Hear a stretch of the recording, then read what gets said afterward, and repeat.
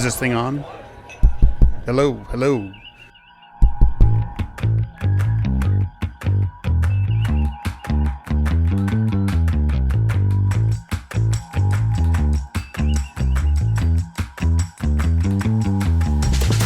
Welcome to Open Pike Night. I'm your host, John T. Bowles, and we are podcasting together here, not from the Cesnar Grande, not even from the Rio Grande, just the Rio.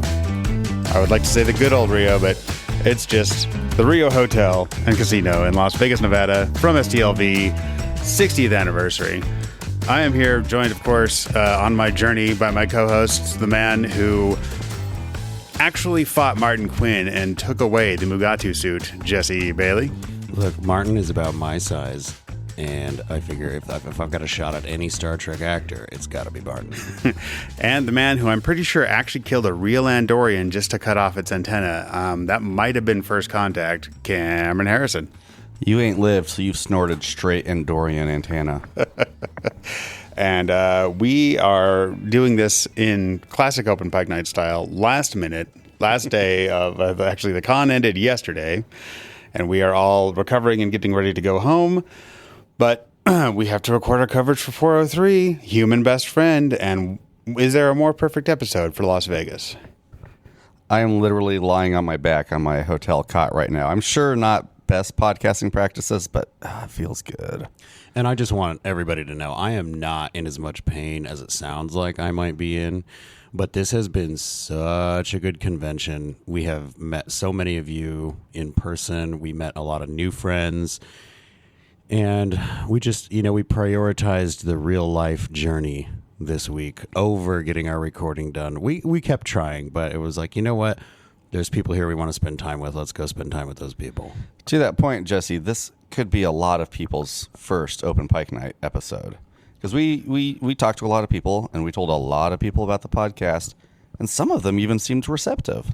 I watched people subscribe in real time. That was a really cool thing to see. Saw some people follow us on Instagram, that kind of a thing. And we ran into some folks that we were like, hey, Can we advertise our podcast to you? Here's who we are. And they told us, oh, I already listened to you guys. Yes. It was the coolest thing. It was really nice to run into so many people like, oh, yeah, I know you guys are. I listen to you guys. Like, all right. Hell yeah. Here's some stickers. And you're right, John, that this week's episode is perfect for Las Vegas. And we know that because we had a lot of friends over the other night to watch this episode with us in our hotel room. And it was... watching Star Trek with a big group of Trekkies is kind of the way it should always be done. Absolutely. Especially a laugh-out-loud comedy like this. I was starting to write notes and made it... I've got notes up to like minute 35, and then after that I was just with a group of Trekkies and friends watching Star Trek. Yeah. So, and then we talked for like an hour and a half after the hour episode. And a half. It was close to 2.5 hours. Okay. Yeah. But we have a great group of callers, as always, calling in to give their thoughts, and we are going to be leaning heavily on you callers because, as you can hear, we have been in Vegas for the last 5 or 6 days. So first up, let's start with Trev.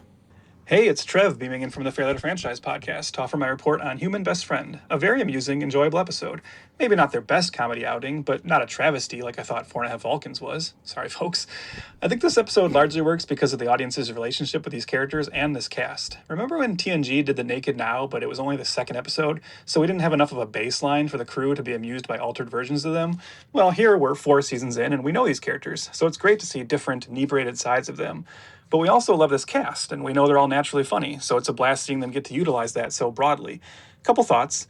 You're telling me one of the most repeated criticisms of this show is how often it has to jump through hoops to include Kirk in the story. And this week they came up with a great explanation for him being there, but only as Spock's hallucination. And then they ruined it by saying he was real. Now I have to believe he just happened to take his shore leave at the exact same time as them, at the same place, never took off his uniform during his vacation, and when it was done, he went back to the Enterprise instead of the Farragut? Enough, guys. We don't need to spend this much time establishing Spirk. We have 60 years of it already. Also, a favorite pastime of TNG viewers is to spot all the black duct tape and cardboard pieces put over the panels on the bridge so as not to reflect the production lighting and cameras. Well, this episode maybe just inadvertently gave us an in-universe explanation for that. The crew of the Enterprise D, like Ortegas, is annoyed by all those damn lights and alarms and are just trying to cover them up. Anyway, like I said, I really had a fun time with this one overall. Even if it felt somewhat inconsequential in the big picture, it was still a welcome bit of jovial relief for the crew and the audience after last week. Looking forward to hearing what everyone else thought. See y'all at the bingo hall. Okay, I don't think Kirk happened to be at the Cessna Grand when Spock was there. I think Kirk requested information on the Enterprise shore leave schedule and planned to be there when Spock was there. That is my headcanon. But yeah, I agree. I think having just a fun episode is something we've always loved from the older series. Yep. And having it just sort of updated for this current series works really well. And I do love that it's just, how would everyone be on drugs? I mean, my headcanon is, let's not forget what last episode was. The Griffin incident with James Kirk on the Enterprise recovering. So I'm sure he got in a shuttle to return to the Farragut and was like, hey, we're not far from that drug planet. Can we take a little stoppy-loo over there? And then when the Enterprise showed up, he's like, great, I'll just hitch a ride with these guys on the way back to the Farragut now. Because he probably also lost his shuttle. And I like that this episode is true to life. Cameron has recorded part of this with his eyes literally closed, and that kind of means the world to me. And hey, maybe they were putting black cardboard and duct tape over the lights because they had all just been on shore leave and everything was too bright. Yes. I have been asking for a, not necessarily a shore leave, but just a day in the life episode. Like I've been asking for this kind of in between episode, and this may be like one of the only ones we really get in Strange New Worlds, and I super enjoyed it. And I know a lot of our callers have thoughts about Kirk being there, but man, it's funny. It's funny. And I agree, this was funnier than 4.5 Vulcans. Absolutely. You are correct. It's equivalent. But I do also want to say, like Trev, I'm glad to hear that you personally enjoyed this. I mean, maybe not you personally, but I kind of had a theory last week, like everyone who loved Griffin Incident is going to hate next week, and everyone who hated Griffin Incident is going to love next week. I love them both, and I'm glad to hear that you did too, Trev. Yeah, absolutely. Let's go ahead and hear from our caller, Val. Hey, Open Pike Night, this is Val.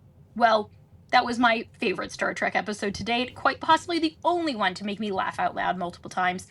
I will never get over Spock mind-melding with the plant. Mm-hmm. In thinking about Star Trek, it's ultimately in many ways a workplace drama, set in space, in a job that generally seems pretty awesome, and as such, it's the character interactions that often really drive the show. What I really love about the Ortegas and Scotty conflict to friendship is how it echoes back to the season 1 episode, All Those Who Wander. In the funeral for Hemmer, Erica says that he would scold her for pushing the engines too hard, and she'd call him a blue meanie.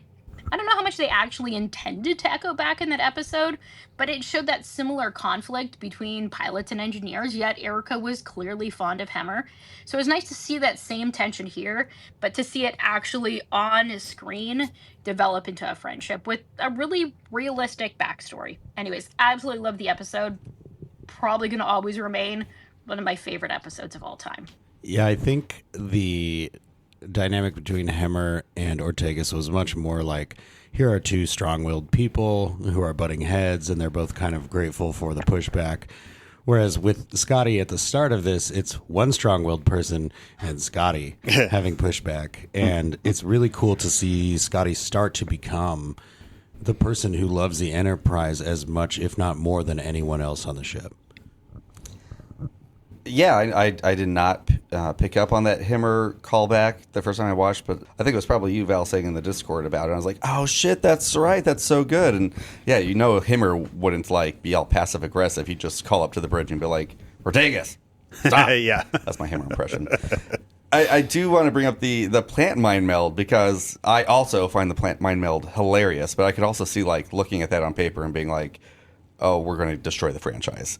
And I have not heard any pushback online to that one specific. I've heard pushback to other aspects of this episode and the episode as a whole, but it seems like everyone loves the plant mind meld, and I credit that 100% to the way Ethan Peck plays it straight. He plays it straight, and it's like he plays it without any doubt whatsoever that what he needs to do is hold the leaves and say, my mind to your leaves. So that tells me that sometime in the Vulcan Science Academy or wherever he went to school, they talked about, like, what if you had to talk to a plant, man? Like, yeah, you have to say my mind to your leaves. There right? is a class about which things can and cannot be Yes. lied about. He was just too sure about it for there not to be. That's But it's like a computer plant too, right? Yeah, like, yeah. It's like there's levels upon levels of what is happening Yeah. in the scene, and it's amazing. Yeah, and the first time I did not pick up, like, oh, okay, it's a place that forbids a certain level of technology, so they would camouflage a lot of the technology to kind of keep the illusion going for the patrons. That was something I didn't pick up on right away, but it totally makes sense. And I will say right now, if you liked Cactus Ortegas and Ficus Scotti, just be aware, hashtag Cactagus will become a thing. Yes, it will. Yes, it will. Let's hear from Isaac calling in for the first time this season. G'day from what may be your southernmost listener. It's Isaac from the Trek 365 podcast, coming from Tasmania, Australia. The most important thing to talk about this week is Spock, because he is so funny in this episode. So 2 things I want to highlight about Spock. He leaves a meeting, a really important meeting, because there may either be a bomb or an avocado on board, and he treats both situations with the same level of urgency. That is humour. Like, if I could write that, then I would be a writer on Stranger Worlds. I can't write that. So that's why I'm sitting here in freezing Tasmania. Okay, the other thing is, and you know, you guys with your screeners, you might actually know that this is wrong, but don't give me any clues. But you can give me clues. I won't tell anyone. This could technically be the puppet episode, right? Like, those plants were puppets. And, like, I'm familiar with Jim Henson's work, being an avid Ninja Turtles viewer. I still watch it every year on my birthday, the Ninja Turtles movie. So, is this the puppet episode that we've been teased, or are we going to get even more puppetry later in the season? That's one to ponder, not necessarily one to answer. You can tell me, I don't mind. Thanks, guys. I hope to chime in again more as the season progresses. Thanks again. Love you. Bye. Oh, and hello, Grayson. Great to hear from you. We will not rest until we have callers from an Antarctica outpost, though, currently under attack by a shape-shifting alien, so there's that. But for now, yes, our current southernmost listener, you are absolutely right. Ethan Peck steals the show by doing the least amount of anybody, which is the perfect amount of drunk that he plays, and a game of drunk telephone that ends with avocado is a stroke of brilliance. Ethan Peck's eyelid control is very impressive. Like, he does so much of this performance by slightly widening and slightly narrowing his eyes. And I know in TNG, a lot of the comedy came from, like, well, what if Worf did a funny thing? Because he wouldn't do that on purpose. And we're getting the same thing here. And I got to say, I really think it's working. Like, there are a lot of stars in this episode. Ethan Peck is absolutely one of them. And I will close out my thoughts on this by saying we're jealous that it is cold where you are. Yeah, absolutely. To call those plants puppets is generous. Puppets are far more high tech than what those plants were. Those were just straight up potted plants being pulled around by strings, maybe on skateboards. So I'll leave it at that as far as whether this was the puppet episode or not. One of my favorite parts of my rewatch of this episode is seeing, like, the kind of awkward way they had to get Ortegas to get her arms up in the cactus pose. Yes, yeah. Because it wasn't until that watch when I was like, why is she holding her arms up? Oh. Right. Okay. And just holding them steady. It's like, okay, great, awesome, it works. It's freaking hilarious. That's the work of an actor. Yes. I need to be in this pose for good plot reasons. I've been replaced with a cactus. All right, let's hear from Que Sera Sera. Greetings, Open Pike Night. Que Sera Sera here, and I'll be your concierge for your stay on Dave Foley's planet of inebriated wonders.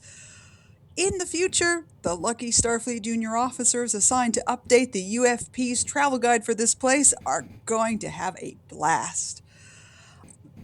Question though, does Starfleet have regulations or even guidance for group shore leave destinations?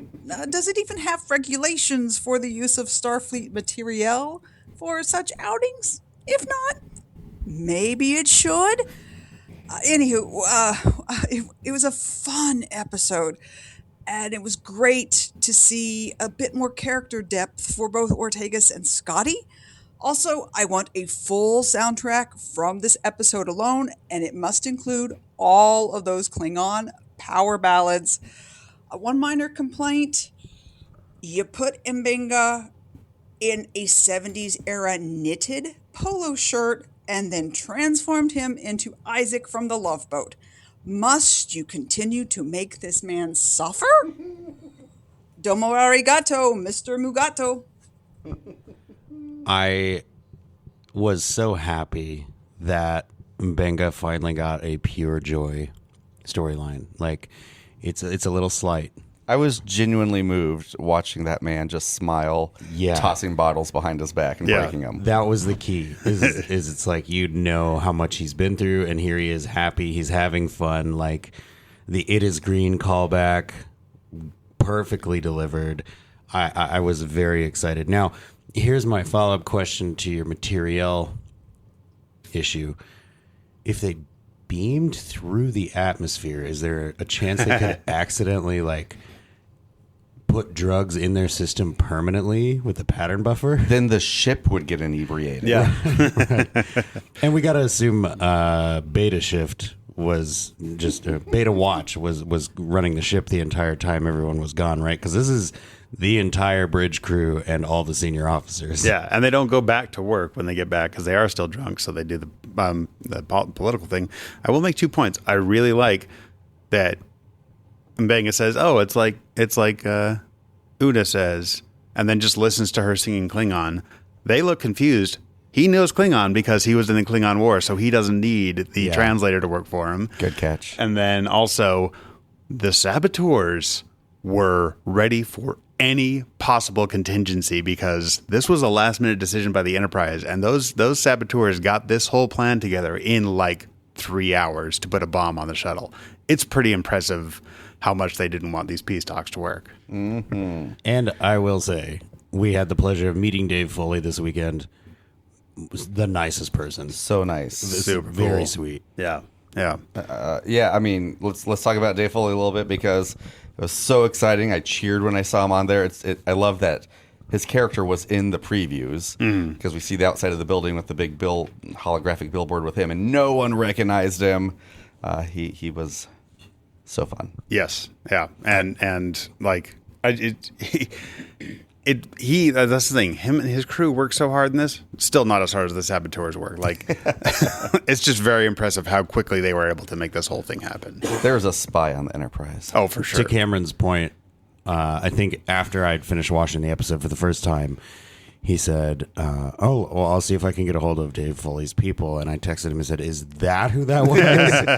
It was fun watching with people, and the recognition kind of would happen at different points in the episode. I mean, if just in case you haven't listened to our writers' interviews, I'll repeat the point that I think what worked so well about Dave Foley is maybe because of his sketch work in playing such a wide range of characters. Like at the beginning, he could go either way. He could be the saboteur. He could be a sleazy salesman. He could just be there for a laugh, or he could bring the warmth and heart that he does at the end in his last scenes. And brilliant casting move. Absolutely. All right, let's hear from Anthony. What's up, guys? This is Anthony Kellyep calling in from Hong Kong, and this week we're visiting Cesnar. It's an ugly planet, a drug planet. I'm sorry, I should have shouted that line. But I'm losing my voice a little bit this week, and I blame Klingon power ballad karaoke. Oh my god, didn't you just love Una's rendition of Total Eclipse of the Heart? I am definitely going to rewatch that part over and over again. Now, was the rest of the episode my cup of green? I don't know. I don't really get drunken escapades, as similar to Pelia with LDS in the 1960s and the 1990s, alcohol has very little effect on me. And it did bring back a bunch of stressful memories of being the only sober one at drunken gatherings during my younger days and being worried that someone would end up with I don't know, their arm in a cast. So I didn't really vibe with the subject matter, but that's just my journey. And I know that a lot of people on their journeys are gonna love this. Also, after Ancient Martians and last week's Treehouse of Horror, we now have 3 weeks in a row where good episodes of Strange New Worlds would have made amazing episodes of Lower Decks. Overall, and Scotty's not gonna like this, I give this episode 1.5 thumbs up. Amazing. And yes, this is more Lower Decks than the Lower Decks crossover episode. Like, this is live action Lower Decks. I thought that too. And I mean, I'm right there with you. Like, I'm always the sober guy at a party because, like, alcohol just makes I start feeling sick before I start feeling drunk, and I'm like, well, I don't want to feel sick, so I'm just going to stop drinking now.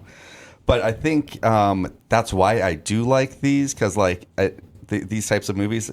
I'm not a big party guy, but I do love The Hangover and Harold and Kumar and everything. So I think it allows me to live vicariously and live that drunken party that I don't get to in person. But sort of with the horror episode, like, I'm not going to begrudge anyone who didn't like this episode. Comedy is entirely subjective. Not everyone is going to enjoy this cup of green.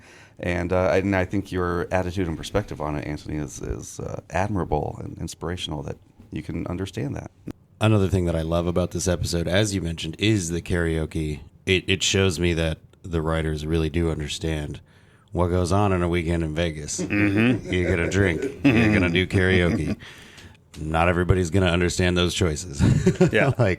But yeah, we have had quite the journey ourselves this week, and it has been so much fun. And I think it is the thing, honestly, that makes it frustrating that we could not get the Rio to play this episode on the big screen.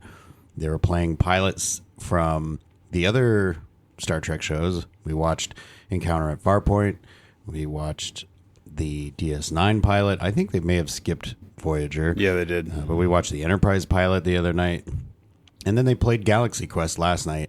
And I want it to be known that Cameron went as far as he could possibly go trying to get them to play this episode. He tracked down the right person. He was there at the right time. It just sounds like it was not in the Rio's journey to share this episode with the fans. Very good, very good. Let's go ahead and hear from Michelle. Pike Night. This was the hashtag Mortagus episode I did not know I needed. I'm not a huge fan of movies like The Hangover, but this one was a fun ride, mostly due to the heart, humor, and acting chops of Melissa Navia and Martin Quinn. I did miss Sam Kirk here. I think he really could have added even more quirkiness and humor. Also, Ethan Peck's Spock. Such funny deadpan. I enjoyed the scenes with Jim Kirk, and I gotta say, I didn't mind the twist at the end. I also loved Una and her power ballad and Klingon. You know, we have the captain getting tattoos. Ensign Mount was very funny in those scenes. All the actors were spot on in this one. For my Crusher connection, I know a lot of people are referencing The Naked Now, but I'm going to say The Big Goodbye, because I think that Beverly's feelings at the beginning of that episode really mirror a lot of the characters here. Her excitement and enthusiasm showed through and kind of connect here. And finally, I saw those Cactagus stickers that you guys are giving out at STLV. I hope they'll be available, but also, this episode had to have a connection to Star Trek conventions, right? And what better week to drop it than the week of STLV? So I hope you all had a great time, whoever went, celebrating the 60th anniversary of Star Trek in Vegas. Live long and prosper. Michelle, the only way we could have had a better time is if you had been here. It was really kind of fun to watch the episode here and realize, like, oh, they nailed the different types of people in Vegas. First off, they were true to Una with her singing, true to M'Benga with wanting to cut loose, still wanting to use his hands, understanding Klingon. And I just love that Chapel is the one who just ends up gambling the whole time. Like, there's just no slot machines there, but she just ends up going and playing games the whole time. She's in a room by herself. Yeah. Does not need any of the crew with her. Yep. Yeah. And I do want to mention, I wonder if Anthony identified with Ortegas in this episode, because she clearly had some alcohol or some etc. but she was not able to really enjoy it. She was the sober one. She was the one trying to figure out the problem. So I wonder if that shone through for Anthony. And yes, absolutely, Michelle. Hashtag Cactagus. Keep your eyes open. Really cool thing. The Cactagus sticker now adorns Sally Rose Gooding's water bottle. That it does, yes. We will get a FICA Scotty out soon, too. So 2 points. Like I do kind of want to bring up my one issue with this episode. We need the sober person, right? We need to follow the sober person on the journey through the chaos. Yeah, John. I did not understand why Ortegas was sober. Because she was angry. I have since learned that from the writer and rewatched and been like, I guess that's what they were saying in that scene, but it doesn't make a lot of sense. She wakes up and one of the first lines of her after the cold open is, "Why am I not drunk?" And so that puts in my mind as an audience, okay, this is going to be the mystery. Mm-hmm.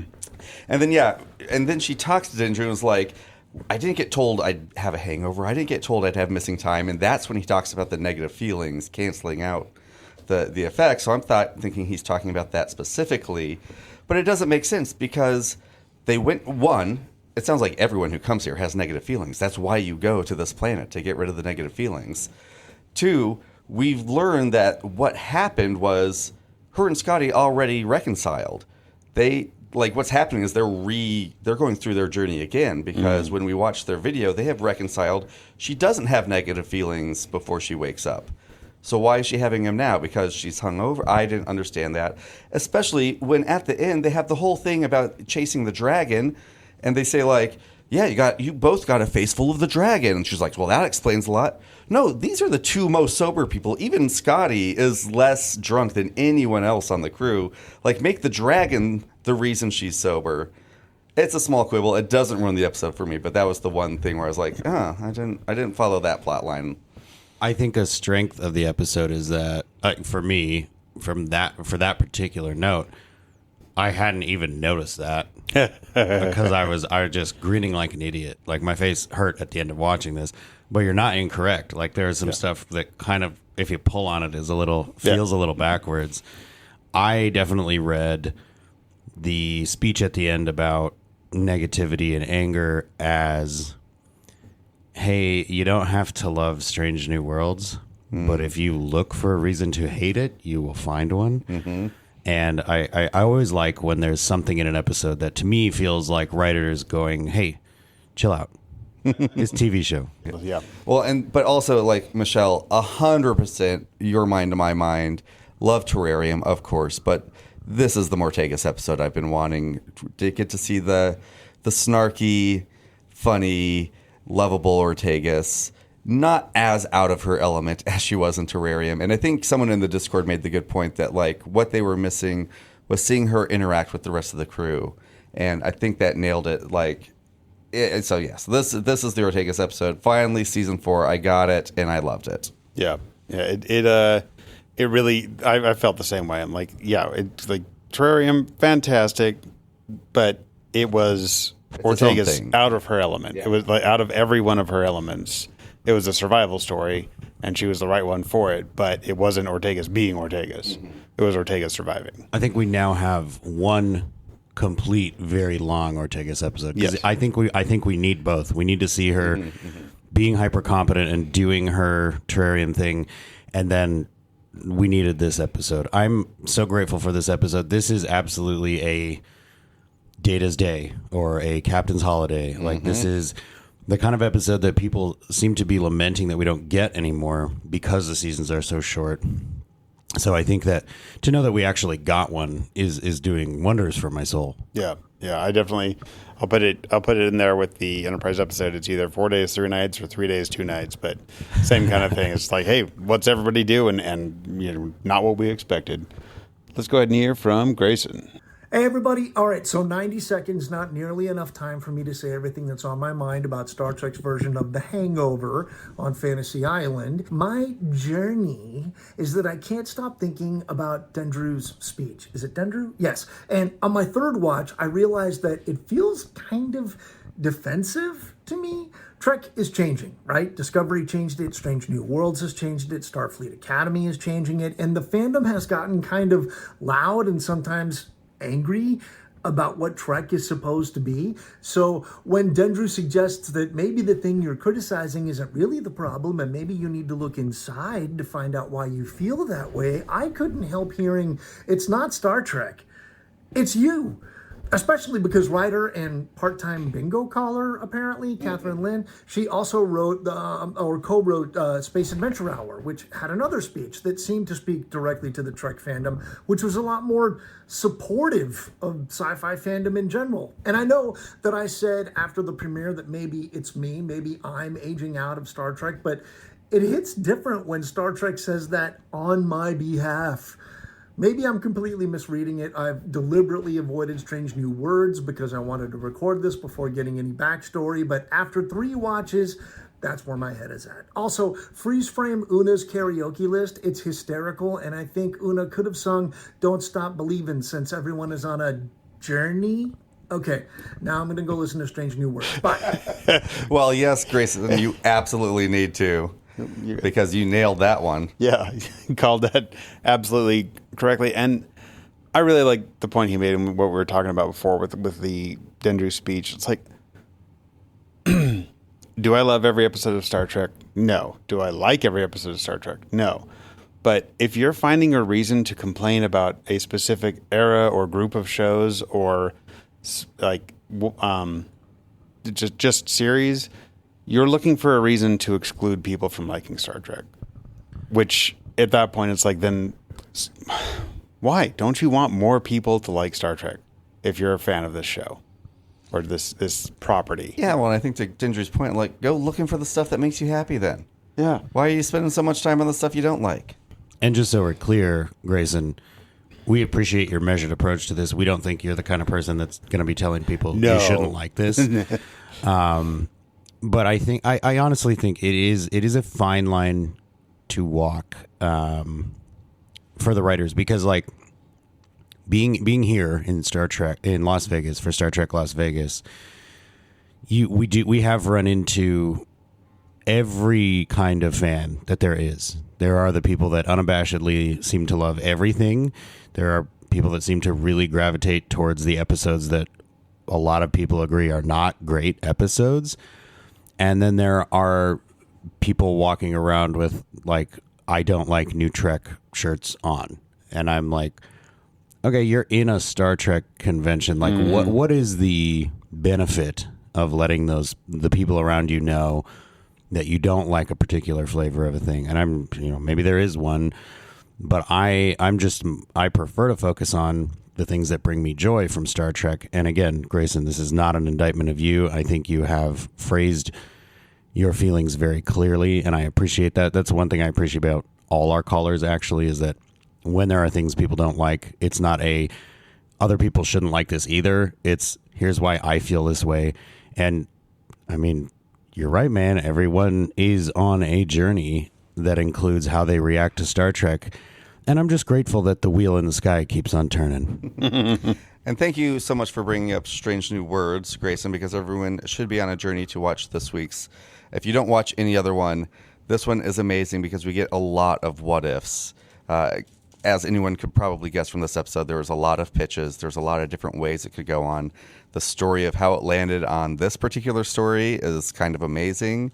And learning things about what Mbenga's original journey was is fantastic.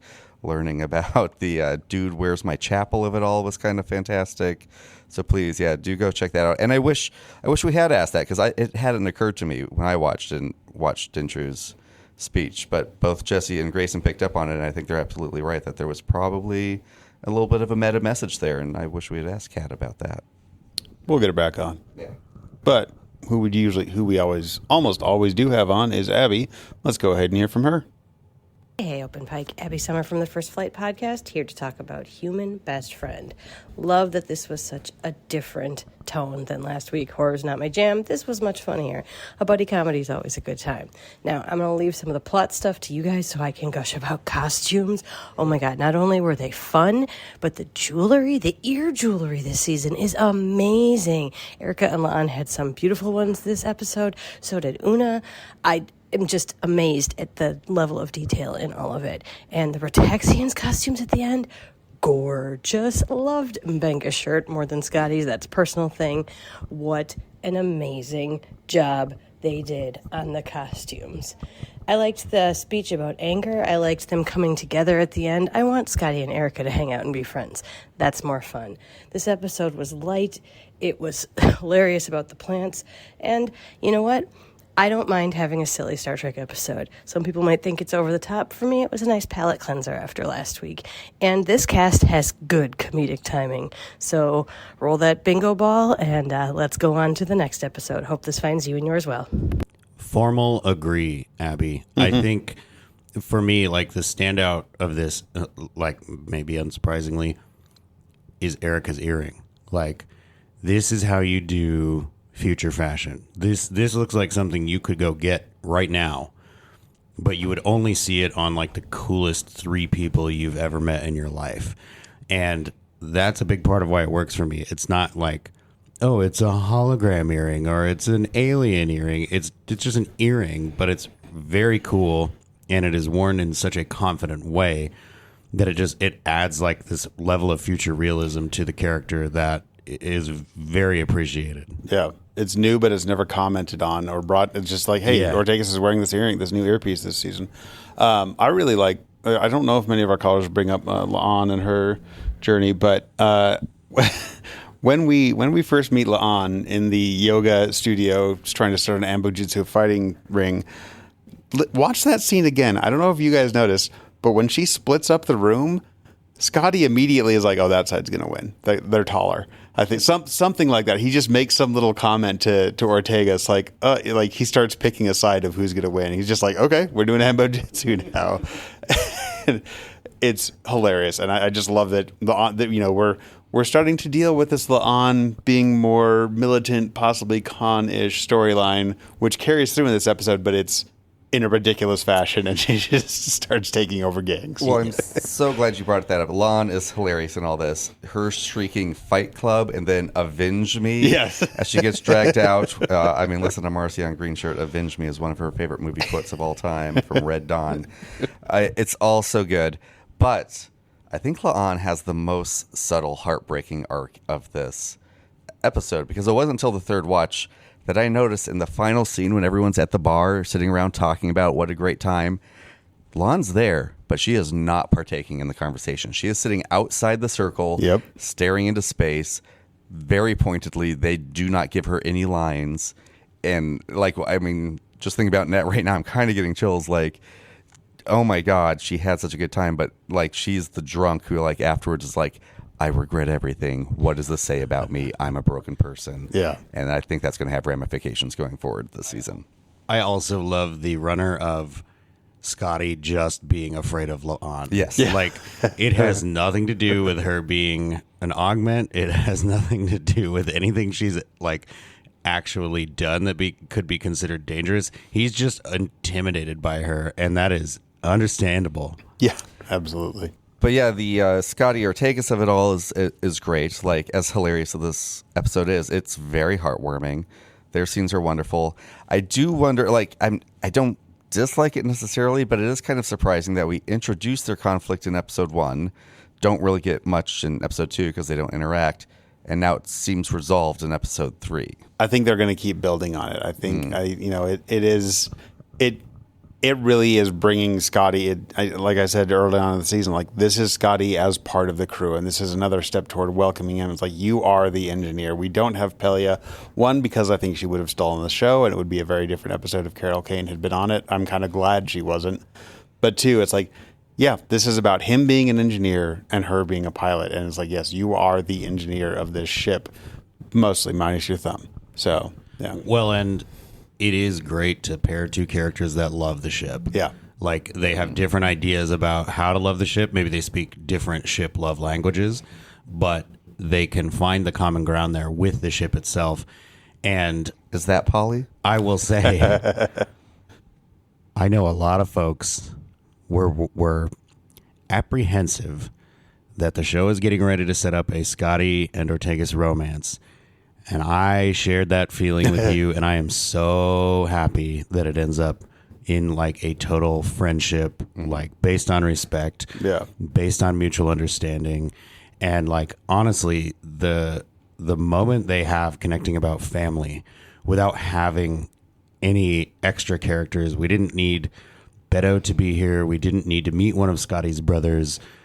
It just worked. And Scotty's line, "Hearts are infinite, let's make use of that space," is like, to me, that is an all-time Star Trek line right there. Yeah. From a purely alarm point of view, solid alarm rationalization and alarm management design there. It's a little alert. It gets a little bit bigger when it's alarm, and then you get 2 alarms. Like, it's a very, very good visually distinctive alarm system he has set up. And Ortegas was wrong to put tape over it. You shouldn't do that. I don't think that's true at all. Scotty's a pretty good UI UX designer. But Ortegas is the best pilot, so I'm just going to disagree on his face. Jesse, producer John is the one person who never ignores his check engine light. That's true. It comes on, and guess what he does? He checks his engines. Yep. All right, let's hear from Sincera. Informal. What up? Hey, guys. I'm calling in about Strange New Worlds, Human Best Friend, and I'm going to take a little leaf out of Grayson's book from last week and say almost no notes. It really, the whole episode just brought me and my household a whole plethora of joy. The only note I would offer is I don't think that Kirk should have actually been there, because shouldn't he be suffering from a whole lot of trauma from a ghost ship and a stab wound and not so happy-go-lucky? If I recall from one of the writers' episodes, this one was shot out of order, and so technically they hadn't done the ghost ship episode yet, so maybe that's just a little behind the curtain stuff for us. But yeah, I think he should have stayed a hallucination the entire time, and that's something for Spock to get past. But that's just my one note. Aside from that, 45 to 50 minutes of pure hangover, giddy little drugs in the air joy, and I will watch this episode until the end of time. Steve from Battlestage Theatrica, informally signing off. I gotta say, Steve, I am so proud this week to be able to sound more like you on the recording than I normally do. Yeah. And man, like, that vocal fry. Is this a lot of work for you? Like, because it's a lot of work for me. Like, the steps I had to take to get here. But I will politely disagree with you. I think it is I mean, I know that the writers have broken the whole season when they do start filming. So, like, they knew these 2 episodes existed. And I think this order actually works better because everybody who was on that ship is down on this planet. And all of those people would need shore leave and time to heal and time to relax. And I mean, I know we haven't even talked about Pike's face tattoo yet, but like, this is, I think it's a fun thing because he wasn't on the ship, right? But we saw him on the ship, and it was upsetting. And it's nice to see somebody, you know, have an experience with needles where they're not dying because of it or bleeding all over the place because of it, especially in new Star Trek. But I think for me, that's a good reason that it makes sense for Kirk to be there. I will say, the first time I watched this, I could not figure out if he was. Like, the moment in the transport room at the end almost works, even if Kirk doesn't know what Spock is talking about. Like, I don't know why you think I'm a hallucination, but I'm going to snap you out of that real quick. So to find out that he was there the whole time doesn't change that for me. And I liked the explanation from writer Catherine Lynn that, like, Kirk is the happy drunk. He's the guy that come here, buddy. Let's hug it out. Should we order some fries? Yeah. He's on Molly. Oh, okay. Pike was supposed to be the happy drunk, but then she was like, but he had notes on how he wanted to play it. And I think he became more of a meth head. But point being, I think that this fits with the last episode because, again, a lot of these characters just had a ton of trauma. Mm-hmm. And drugs are maybe not the best way to process that, but if you're a professional and you have professional friends with you, I think it's okay. But tonally, like, I agree with what everyone says. I love the last episode, but it's still a palate cleanser. And even I needed it after that. So I do think it works that way. I mean, I could go either way with the Kirk of it all. Like, I guess I don't know what the button would be if he was a hallucination. I do think the reveal that he's real works. I love Spock's reaction. I don't want to give that up. So I'm willing to go with it. There is some weirdness, like someone had pointed out, because he definitely comes out of the bathroom in the first scene. Mm-hmm. And then the second scene, Catherine was talking like, yeah, it was shot a little weird, but he is supposed to be behind a wall. And I'm like, okay. But then someone pointed out, like, they walked from Spock's room to the security room. Where was Kirk? Did he like come out of the bathroom and follow behind and go through a different door? That was a little bit of a stretch. But it is fun. I do think they play it right because he is a little bit weird. He's just weird enough that you're like, oh, okay, hallucination. And then when you rewatch it, you're like, oh, no, he is tripping on Molly. I get it. He's ordering fries and giving hugs and... Yeah. Yeah, he's that friend who just always manages to disappear during a party. And it's like, where were you? It's like, yeah, I did my own thing. It's fine. I'm back. Yeah. Kirk is absolutely the party wanderer. Yeah. Where, like, you start to get worried. Like, you realize an hour later you haven't seen that person. And then as you're starting to think, like, maybe I should go find them, they walk back up to you holding a drink. Everything's fine. You have no idea what I just got up to. Yeah, exactly. Exactly. All right, let's hear from Mishi. Hi, guys. It's Mishi. I like this episode. The only thing that really bothers me in this is Kirk and his terrible behavior. He was fully aware the whole time that Spock viewed him as an illusion, yet he let it play out just for his own amusement. And then at the end he even taunted Spock about knowing all his secrets now. In my opinion, that kind of behavior has no place in Starfleet. But maybe they just included it as in contrast to Ortega's. I love all the scenes with her. She did look out for her friends, especially Scotty, making sure he didn't do anything he'd regret later. So I so love the scene in the bar, and the Klingon karaoke was so perfect. And Babs, he was hilarious. It was so much fun watching Pike trying to act sober when he obviously wasn't, and his tattoo fitted him perfectly. And Lahan was so funny. The way she stole Scotty's shirt was hilarious. My absolute favorite scene in this episode was Erica, with the duct tape at the beginning. It's good to know that duct tape will still be serving an important purpose even 200 years from now. If it hadn't been for the Kirk scenes, this would have been my favorite episode of the 4th season.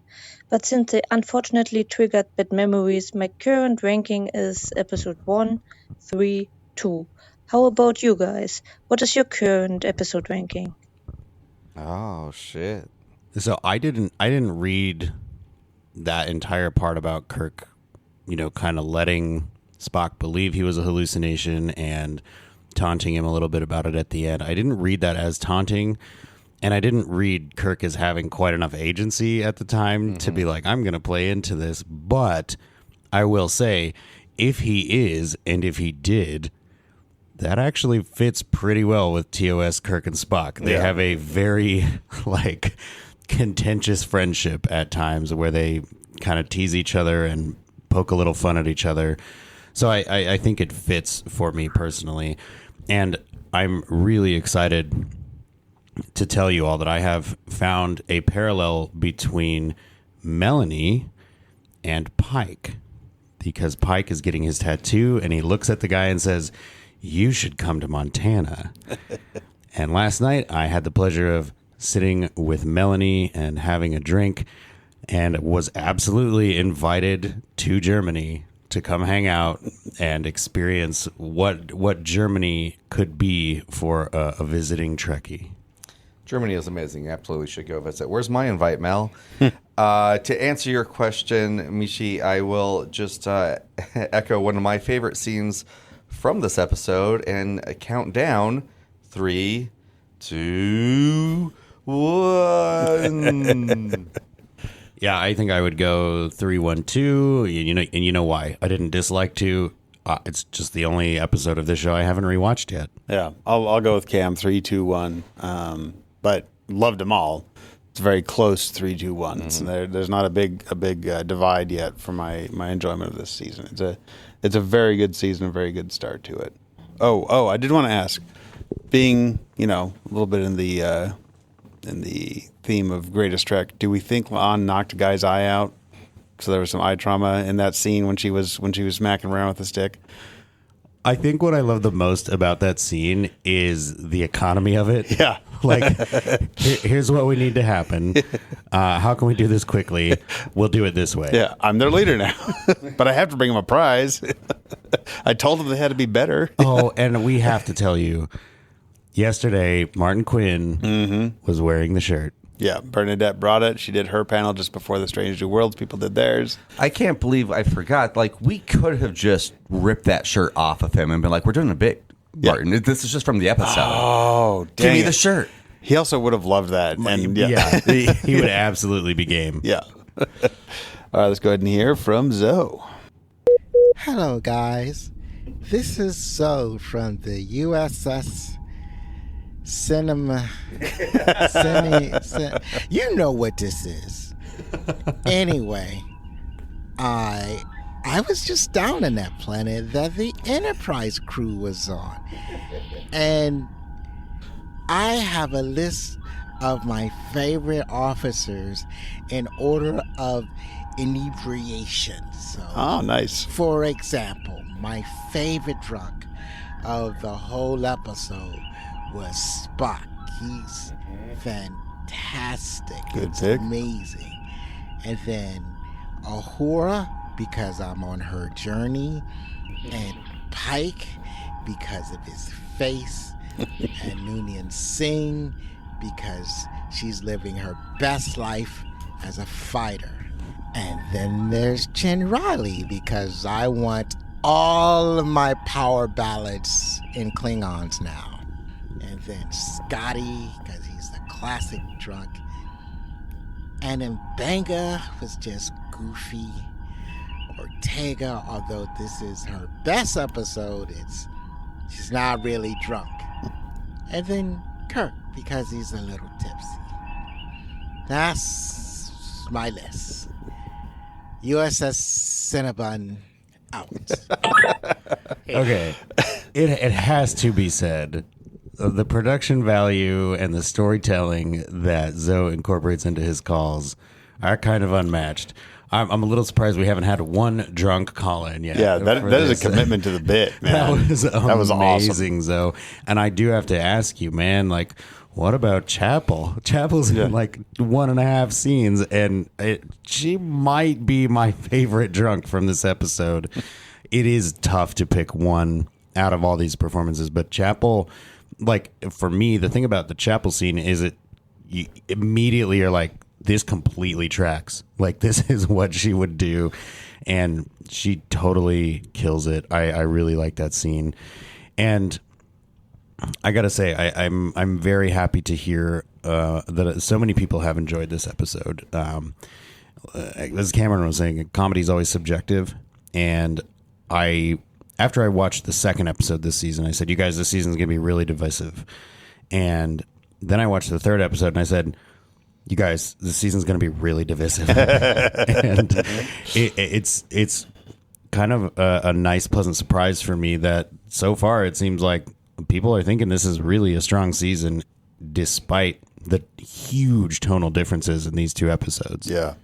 Well, I mean, to the point someone else made and that I've been making, like, you don't come to this episode for the Star Trek, if at all. Like, we do get a bomb and negotiations and everything, but, like, for me personally, Star Trek has always been about the characters. I love the TOS movies because I love the TOS characters. I don't really care what they're doing. They can be chasing whales. They can be meeting God. I don't give a shit. They're just fun to be with. And this is one of those episodes where you're like, if you love the characters, you're probably going to have an okay time with this episode. And 4 seasons in, if you're still watching, you love the characters. This is not episode 2. This is not The Naked Now. Yeah. I mean, even if you are hate watching it and you're still watching this far in, a view is a view. So good for you. and yeah, I think I really like. Yeah, it's like so. Chapel has one been here before because she's super excited about this planet, and two. So she just gets angry cocaine fight. Like this is not the first fight she's had in that bingo hall, and it's pretty obvious. Her and Leota have beef from her previous visits. Yeah. Oh yeah. Yeah. This is not new. Also, props to Zoe for USS Cinnabon there at the end of his call. Yeah. Really, really well done. Yeah. I gotta know if that was all an act or how drunk did Zoe get to make that call? If Zoe is not actually drunk, that is some writing, my friend. Absolutely. As someone who's about to head to the airport, Cinnabon sounds real good right now. Some Auntie Annie's. All right, let's hear from Katrine. Hi, Open Pike Gang. In contrast to last week's episode, I really loved this one. There were so many hilarious moments. I laughed out loud when Spock suddenly saw Ortegas and Scotty as plants, and when Scotty yelled, "They stole my eyeballs!" I was wondering if Catherine Lin intentionally included a few homages to last season. The reference to missing eyeballs reminded me of Ensign Gamble, and the countdown from 10 that stopped at 4.5 immediately made me think of another episode from last season. In this episode, I especially loved Ortegas and Scotty. They are two of my favorite characters, and I really like both actors. It was so much fun watching them insult each other, apologize to each other, and eventually opening up about their past and their fears. They make a fantastic team, and I really hope we will see more of them together. What I liked most was that this episode wasn't just funny, it also had some emotional and thoughtful moments, which gave it a lot of heart. And finally, I really hope we will get the full Klingon version of Una's song as a DVD or Blu-ray extra. Thanks again for your podcast, and live long and prosper. Yeah, I don't know about those callbacks, but to just promote our Strange New Worlds interview with Catherine Lin, she does talk about quite a few Enterprise references she makes in the script. She loves to fit those in, and they're scattered around. Also, to call back, I think it was Michelle was talking about wishing Sam Kirk was in this episode. Mm-hmm. Again, your thoughts to my thoughts, because I want Sam Kirk in every episode. But we do get to hypothesize with writer Catherine on what Sam Kirk would be up to, and the story she comes up with and the bit of cinema trivia that comes along with it is not one to be missed. Yes, yeah. I do, we haven't talked about Uhura much, but I just love that she is just the sage to dispense wisdom while throwing the best party on the planet. She is the drunk Yoda. Yeah, yeah. And it's so fun. And she's like, no, that's not your journey. It's like, what if it is our journey? She's like, you're right. What if it is your journey? And gives that, and her moment of is Pike in there? And she says, "Yeah, no, he's not here." It's so naturalistic. Yeah, and to harken back to what Abby was saying, the costumes in this episode are amazing. The amount of design and time that went into Uhura's party dress, for her to be in 3 scenes where she's just standing in a doorway, the quality and craftsmanship on this show are amazing. And I think to Katrine's point, it's like this doesn't work without the heart, right? It's the same thing as we were talking about Lower Decks earlier. Lower Decks does not work without the heart. You would have people saying, why are you making fun of Star Trek? Yeah. And I'll point to the fact that some people thought A Space Adventure Hour was making fun of Star Trek. So to have the heart in there is what really sells it. And I have to praise Martin Quinn's performance. I'm the world's premier Ortegas fan, but Scotty in this episode is why it works. And Martin Quinn is integral to that, of course. But his subtle shifts between silly and kind of easygoing and incredibly hurt, you feel it when he says, "That's my favorite shirt." That matters to him, and that's that's incredibly ridiculous that matters in a way That's not ridiculous. Have you seen the shirt, Yeah, Jesse? that We shirt is all want amazing. that shirt. But like for it to be a small plot point, it is sold 100% by his performance, and I'm very, very glad that we're getting to see more Scotty. Well, I mean, to that point, like the heart is there, of course, but like to go from these characters do not like each other to Ortegas being like, no, you're not going alone. I'm flying the ship with you. Yeah. We're going to die together. Like, that is no small journey to make. And I have not seen one person say that moment fell flat. No. Like, they earned that moment. Yeah, in fact, most people don't talk about that. Like, I haven't heard many people talk about the final act of this episode. It's like, oh yeah, that's the drama of this episode that is still very well played by one, how drunk everybody still is, and also Scotty's thumb being blown off. Oh my God. We haven't talked about that moment, which again, I think like works even better coming after the horror episode. Because you're like, it's more body horror, but like it's being given to me in a much more palatable, enjoyable way. Yes, and they like we talked about it with the director Yana. Like they waited just long enough because it's like, it'd be funny if like part of them got, not everything got beamed back, but then we cut away from them on the transporter pad and then cut back and then he holds his hand. It's great. I mean, yeah, let's talk about the third act a bit, because I do think, and again, like learning how this was written, kind of it amazes me that this is so impeccably paced and structured, this episode. Because originally it was just supposed to be a hangout episode, and it was supposed to be a lot of what we get at first. Oh no, the shuttle's missing. Someone stole it. No, they just lost it. Oh my God, they're getting kidnapped. What's happened? Oh no, they asked to be kidnapped. Yeah. And so by the time you get to the third act, you're like, okay, I see what the conflict is. They're all inebriated, but they got to get through these negotiations. Got it. That's a plot. Yep. I'm not expecting anything else at this point. Because we've seen it from Star Trek, so it's the best way. Like, oh yeah, okay, well, they always have to come in at the last minute and negotiate.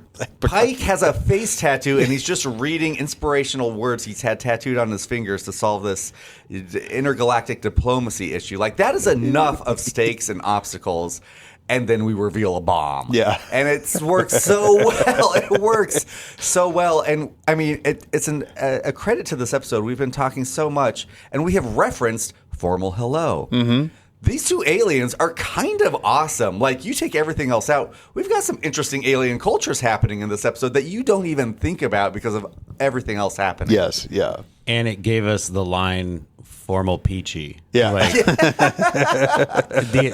I will say, Una. Anson Mount's drunk is so subtle and specific. There's a moment where he almost calls Scott Spock. Yeah. He says, Mr. Scott. And it's like, you will miss that if you're busy laughing. But that and USS Christopher Pike, like he's so close. He's almost able to do this. Yeah. It really is like Cameron had a chance to tell Anson this weekend he thinks he is a character actor trapped in a leaning man's body. And Anson Mount absolutely agrees with that. Yeah, he's like, all my agents said that. Another chance I had with an actor was one of my favorite Uhura moments. And I guess in the script it was just like, she pushes Erica out the door by her face. Yeah. And Uhura does this amazing boop, boop, boop, boop, wavy, wavy. And Uhura did the wavy, wavy to my face, and I loved it. That's awesome. That's awesome. Celia, sorry, Celia. I also like that. It's like, oh, there's a bomb. Oh, what's this chip? Oh, it's us revealing our plan. Our really shitty drunk plan. Like, they're like, yeah, we could have done better with that. Also, like, I love, like, Spock just steps on and he's like, what's this? I'm like, we didn't notice that. Yeah, everybody flying back. It's like nobody noticed. That is like the kind of coincidental, like, solution. I'm like, okay, I'm here for that. Yeah. I'll take that. That works for me. And while Scotty's holding a bomb, they're just like, yeah, that was a bad idea on our part. All right, let's solve this. It is the hangover, like, let's look at these pictures moment. Yeah. Oh. Yeah. All right, we got a few more calls. Let's hear from Platty. Hey there, Open Pike Night. It's Platty M3, and here's my hit, shits, and giggles for Dude, I Got a Hangover, so where's my shuttlecraft? Alright, hits. Spock and his uncontrollable drunkenness being played straight was great. It was definitely a callback to that episode where he was having a meal with that bald bastard Vulcan lawyer, and it was completely calm, and then he walks over to Mbenga and apologized for, having such an outburst and whatever they were doing. The Klingon power ballads were great. Una's song was amazing. Had to love the reusing of the Mugado costume from Starfleet Academy, too. All right, shits. I found the whole Ortegas and Scotty looking around the resort for everyone and then for the shuttlecraft to just be far too slow-paced. They didn't have to run from person to person, but the entire time it felt like just too slow for the comedy I think they were trying to get, and a little more frenetic pace would have helped. Also, I wish this episode would have been like number 7 in the season. Really, we got tension between Ortegas and Scotty in episode 1, and then it's just immediately solved here. Far too quick. It should have lingered a bit. Giggles, Cactagus was the funniest bit I've seen in a couple seasons now on Strange New Worlds. They absolutely nailed that. And also really like the Dave Foley's character and wish they just would have had some more of him. That bit about the extremely small print being referenced in the small print. Great. All right. Enjoy Vegas. Platinum 3 signing off. So, again, Platty, I love you. I don't want to disagree with you. But as a person who is wrapping up a week in Las Vegas, I think the pacing of this episode indicates experience on the part of Catherine Lynn. There are timetables that you have to keep when you're in the middle of a giant party. And it can feel like, oh, well, we have 4 days, or don't worry about it, we still have 3 days. Like, don't worry about it, there's still 2 entire days. And you can be working toward that thing the entire time, and A, feel like it is flying by, and B, also that you can't quite work toward it fast enough at the same time. I think thematically it fits with how all the characters are feeling. For me, I would be interested to hear your reaction to that idea. I mean, I enjoy the pace for sure. I know that they cut some stuff out to increase the pace. Yana talked about that in our director's interview. But to Platty's point, I'd be curious to see the Edgar Wright cut of this, where it would be like, ka-choo, ka-choo, like moment. Yeah. That is hard to pull off. Edgar Wright can do it, so I'd be curious to see that version. Yeah, and I think part of it, what sells it for me is that, we've talked about the guest stars with the aliens, with Dendru. There are also the guest stars, the background actors who are very, very background, like the shuttle attendant who is just so bored. That's bad. And the kidnappers who are just like, all right, well, on to our next kidnapping. Like they're gotta deliver a platter of meats to someone's room. It's like this is just the day on the job for these guys. I'm like, all right, next, let's go. Like they must love their job. They're good at it. We talked with Catherine. Like it's not explained exactly who sent the letter to move up the negotiations. You can infer that it's the saboteur, and she confirmed it is the saboteur. I would have liked a little closure on that. Like, it would have been fun to meet someone and then find out at the end, like, oh, remember that random person? Yeah. That turned out to be the villain the whole time. Yeah. Like, I think played well, that could have been a really nice little bow. Yeah. I'm not mad that it's not there, but it would have been. It could have been another 2 or 3 minutes in the episode, and it would have worked, because it's like, man, thinking about it, like, somebody really had every contingency covered for how to get a bomb onto the ship for this. Or even like in party mode, like if there's just like one extra, you think, in the back of like every scene, and then like in kind of like the photo montage, they're like, oh, it was this guy the whole time. Notice that person. Yeah, especially because like we saw that with last season with the Rongovian. It's like that we've seen this mechanic used before. Like it works. All right, let's go ahead and hear from Starship. Hello, Open Pike Night. I keep trying to get this down to 90 seconds, but I'm having trouble. Apparently, I have a lot of thoughts about this one. It was a very mixed bag. A lot of the gags I really did enjoy, like everything with Spock and plants was very funny, but I don't feel like they had enough material to justify the runtime. It felt like they had about 20 minutes of story, and then they just padded out the rest. And the Kirk stuff. This is a "Why Are You Here, Kirk" episode. There was no reason for him to be here this week. And it raises so many questions. Why would Spock think he's a hallucination? Why is Kirk spending vacation in his uniform? How did he get back to the Enterprise? He wasn't on the shuttle with the rest of them. Why did he go back to the Enterprise? Why, after all the angst last week about not spending time with David, is he once again spending his free time without David? This one was very mixed. It was funny, but once I think about it for more than 10 seconds, it starts to fall apart. So go home, Jim. Go on now, get. Live long and prosper, guys. Go home, Steve. Yeah. I will correct Starship. Go on now, get. So I think for me, at least for the David thing, which I hadn't thought about, and I'm glad that you brought it up, Carol did not answer that phone call. Kirk may have already missed his chance to call and say, hey, I'd love to spend some time with David. He chose to go to the conference instead and hang out on a ghost ship. So this could be part of his journey toward accepting the role that he may or may not have in David's life. But I am glad you brought that up. I had not considered that. Mm-hmm. Yeah, I mean, you know, 2 seasons ago, would have been right there with you. Get out of here, Kirk. At this point, I've grown to accept him. I've grown to enjoy him. I think he's great in this episode. I do think seeing him and Spock interact is a lot of fun. I do love the line at the end when Spock learns he's real and he goes, I told you everything. Yeah. Well, no, you didn't. We know there's a few big things you did not tell Did you him. mention siblings at all? Or fathers. Or it seems like the things that affect you most, you didn't tell him. Or maybe Kirk was so intoxicated, he just literally doesn't remember half of it. Yeah, yeah. I certainly know I don't remember half of this week. Go ahead, Jesse.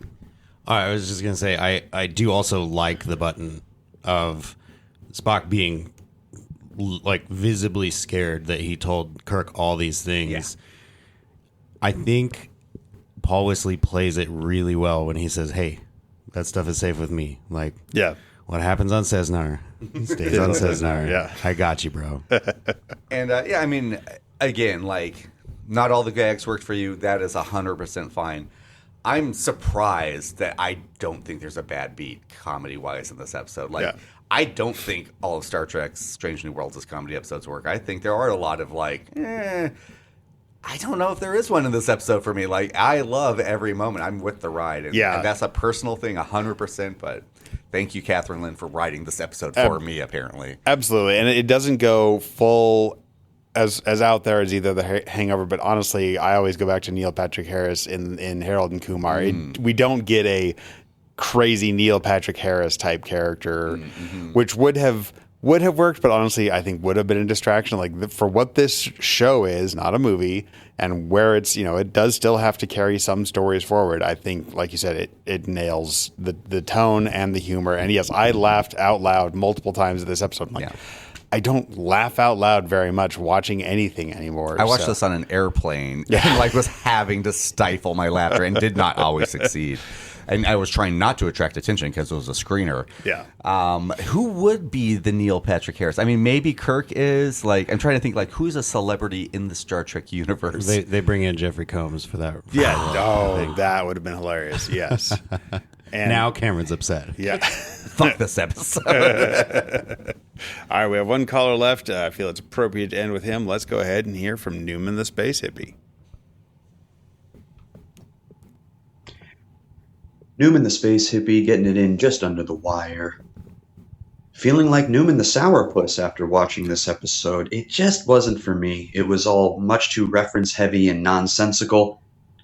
And I feel like this notion of going to a de-stressing planet or resort was achieved more effectively and with greater success on both Rick and Morty and Star Trek Lower Decks.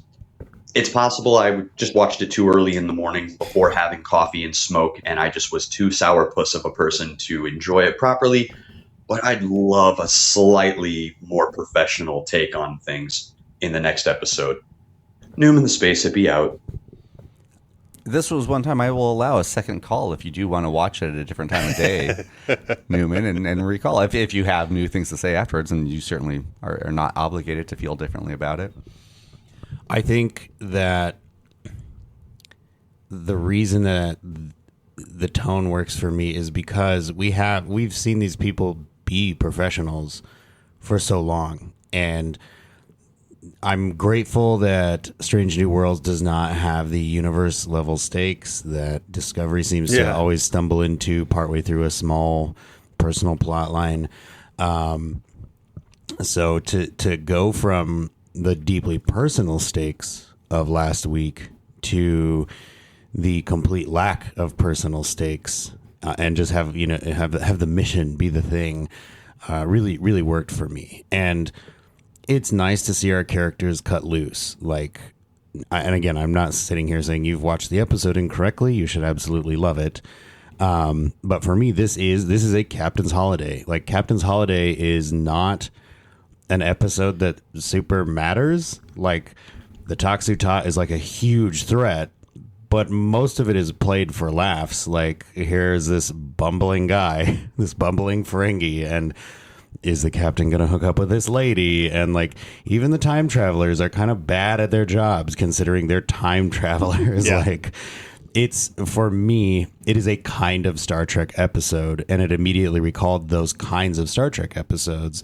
So I think I was just, again, not to overuse it, but I think I was just here for the journey personally. Yeah, it is. I'm glad Newman called that in. First off, we welcome calls. We do love Strange New Worlds. We don't love every part of Strange New Worlds, and we love hearing from people who don't love every part of Strange New Worlds. Thank you very much for every call we get.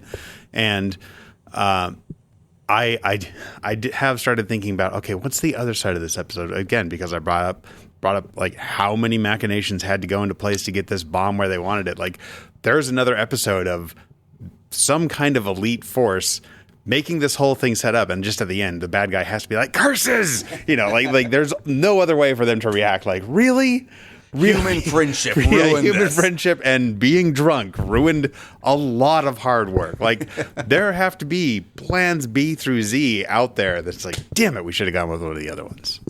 Yeah, I mean, 100%. Thank you for calling Newman, because I started this saying, like, not everyone's going to love this, and that's okay. Yeah. So I'm glad we got that side of the coin. I knew I had more, but I forgot. Well, leave that in. Yeah, that thought stays in Vegas. And I will say, some of the people that watched this episode with us in our room had already seen it, and were not crazy about it. Watching it with other Trekkies, and in the atmosphere of like a hangout or a small party, that kind of a thing, really, I think, did wonders for a couple of the folks that watched it with us. And it's interesting because I think the last week's episode could suffer from the same thing. If you watch a horror episode at the wrong time or in the wrong mindset, it will affect you differently than it would if you're like getting ready to watch a horror episode and it's dark and you're by yourself, that sort of a thing.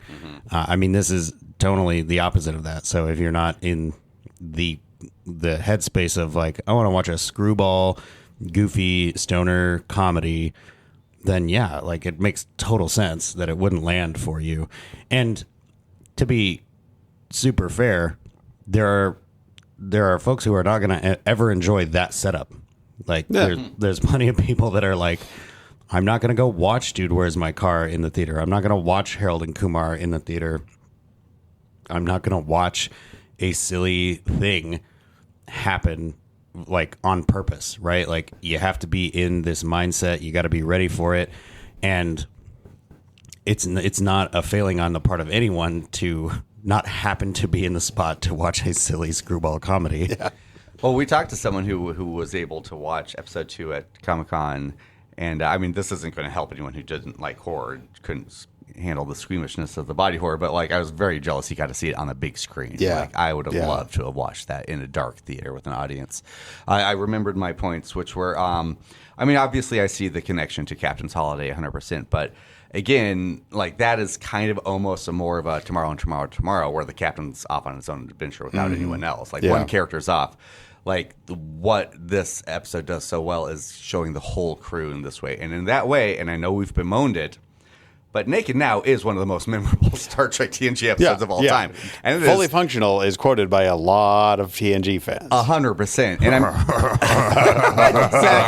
it has so many memorable moments. And it's not a good episode, but it's also a very funny episode. And if you go back and watch it after watching the series, or just like ingesting 30 years of like, I kind of know who these characters are, like there's some funny shit in that episode. And just seeing these characters act this way. And again, I go back to the point I made, like if you do try to give it another watch, like leave your Star Trek expectations aside and just be like, let's watch some really talented comedic actors do some really talented comedy.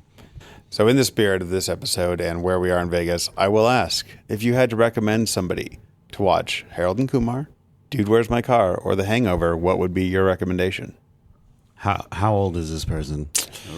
Ooh. I'm gonna say between.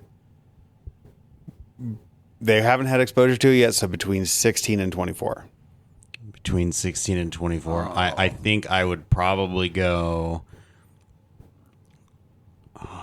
I might go Harold and Kumar, because Harold and Kumar has that energy of like, if you're young enough watching it, you're like, I don't want that to happen to me, but it was funny to watch. And then Dude, Where's My Car? I mean, it has its place. I don't dislike that movie. It does go a little bit off the rails toward the end of the movie. Yeah. Like the actual like plot of that movie is slightly insane. So I think Harold and Kumar has lower stakes, but it has enough heart to have a message that lands.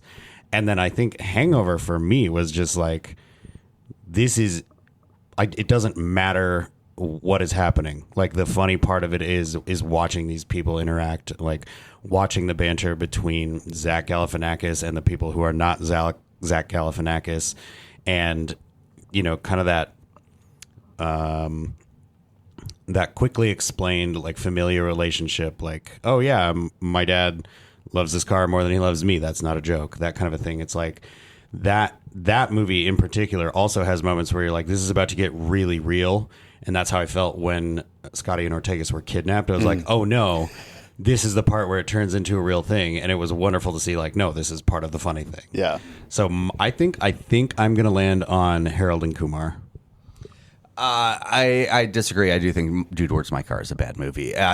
People keep putting it in this list of three. I'm like, no, it does not belong there.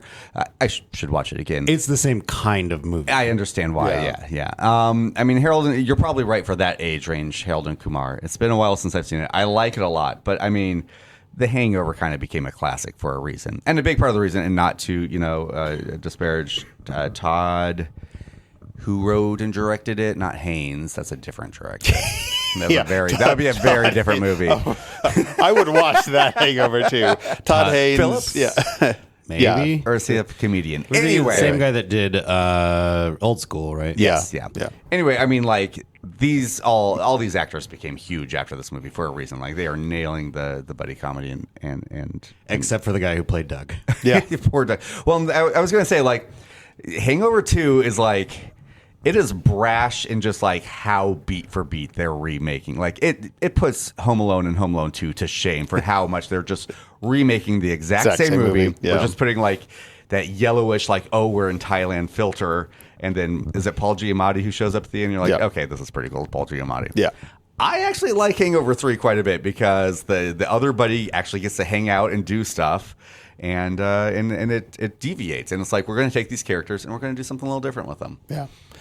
I'm going to go with, first off, I am going to agree that Dude, Where's My Car is a bad movie. And I don't think it needs to be kept alive for younger generations. The title is the best part of that movie. Exactly. And The Hangover, yes, an absolute, like, a blockbuster of this type of comedy. But Harold and Kumar, hands down.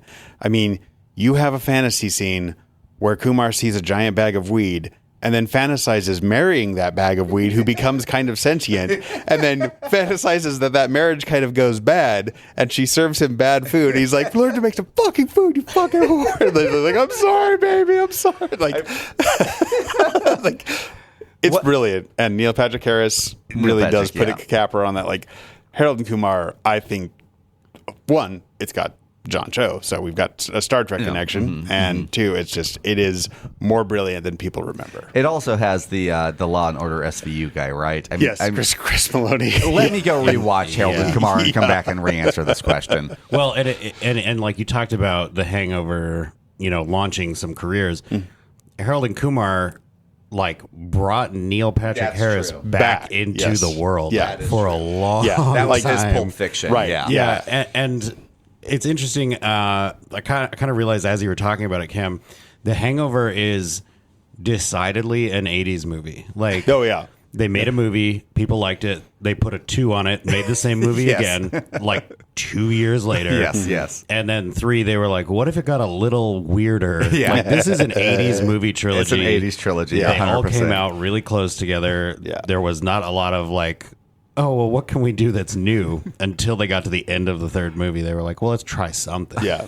And I think Harold and Kumar is a great example of 2000s comedy movies, like the absurdism, but also just like, yeah, it's still a buddy comedy, but it's like, we're going to throw disfigured Chris Maloney in here. We're going to have a fantasy with a bag of weed. Neil Patrick Harris is not himself. He is credited as Neil Patrick Harris because it is a different version. It's a character. Who also takes a full shotgun blast to the torso and survives.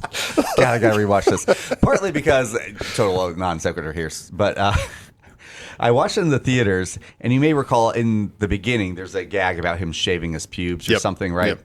For whatever reason, they did not put the black bar, like they didn't crop it right. Yeah. So I could just see him wearing underwear and like with the merkin or whatever. I don't know. It like totally threw that gag off for me. I was like, what is happening?